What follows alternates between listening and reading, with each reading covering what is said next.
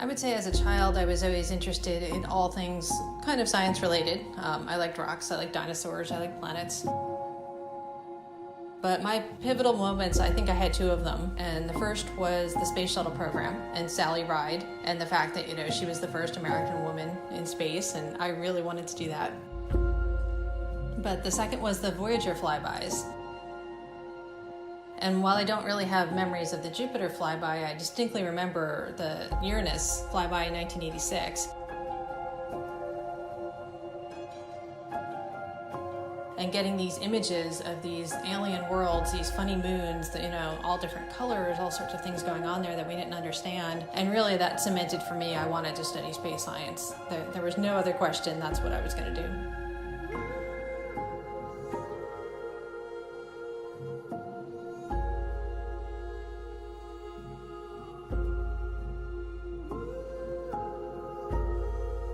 So as a planetary scientist, I study the planets in our solar system, primarily the outer planets, and I'm interested in their atmospheres and how they work and what they can teach us as a laboratory for atmospheres all over the place, including the Earth.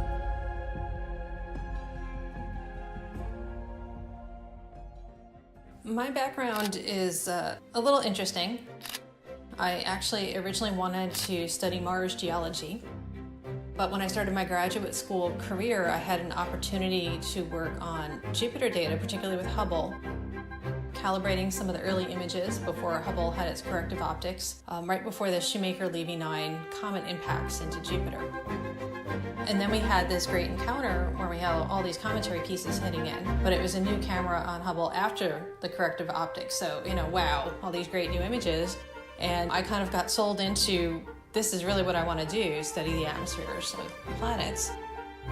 Hubble Space Telescope's been looking at Jupiter for the past 25 years, and this particular image taken just a few days ago, we can see the dynamic cloud bands, all the swirling clouds and colors on Jupiter, of course, and the Great Red Spot. But we also see wave features and smaller storms in the atmosphere, so we're learning a lot about Jupiter's weather, basically, by doing these Hubble observations.